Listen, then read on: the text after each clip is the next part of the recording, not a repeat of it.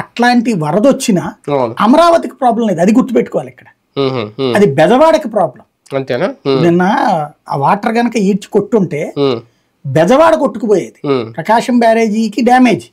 ప్రకాశం బ్యారేజీ damage అయితే ఏమవుతుంది, కింద ఉన్న కృష్ణ ప్రాంతం కొట్టుకుపోతుంది. అంతే కదా, కింద ఉన్న బెజవాడ, కృష్ణలంక, యనమల కుదురు, ఈ రూట్లన్నీ దెబ్బతింటది. అంతే తప్పించి ఇటు అమరావతికి ఏం ప్రాబ్లం? అమరావతికి నీళ్లు నిల్వ ఉంచితే కంట్రోల్ చేయకపోతే అప్పుడు ఇటుకు వచ్చి పడాలి ఊర్లోకి. నిల్వ ఉంచమ్మ కదా మనం. ఎప్పుడైతే పైనుంచి నీళ్ళు వస్తున్నాం గేట్లు ఎత్తేస్తాం.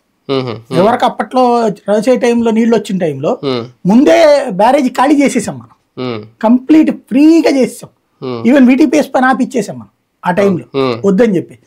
అప్పటికప్పుడు VTPS కోసం ఒక డైవర్షన్ సిస్టమ్ కూడా సెట్ చేశారు. అంటే కేవలం అక్కడ వరకు నీళ్ళు నిల్వ ఉంచేటట్టు చిన్న సైజు కట్టలు సెట్ చేశారు. తద్వారా జాగ్రత్తలు తీసుకున్నారు. అంతే, అంతకైతే కరెంట్ ఆపేయమన్నారు. ఎందుకంటే అసలు మీకు బ్యారేజీ దగ్గర నీళ్లు ఆపేదే దానికోసం, VTPS కోసం మాత్రమే. అక్కడ మిగతా అన్ని పంట కాలంలోకి నీళ్లు వెళ్ళిపోతాయి. ఇంకా కిందకి బ్యారేజ్ తీస్తే వెళ్ళేది సముద్రంలోకి, అది దేనికి పనికిరావు ఇక. కాబట్టి అక్కడ జాగ్రత్తలు తీసుకున్నాం. అలాగే రిటైనింగ్ వాల్ కట్టడంతో సమస్య పరిష్కారం అయిపోయింది కదా మాక్సిమం. ఇప్పుడు కాబట్టి అమరావతి ఉంది ఎగువ భాగంలో. మనం గుర్తుపెట్టుకోవాల్సింది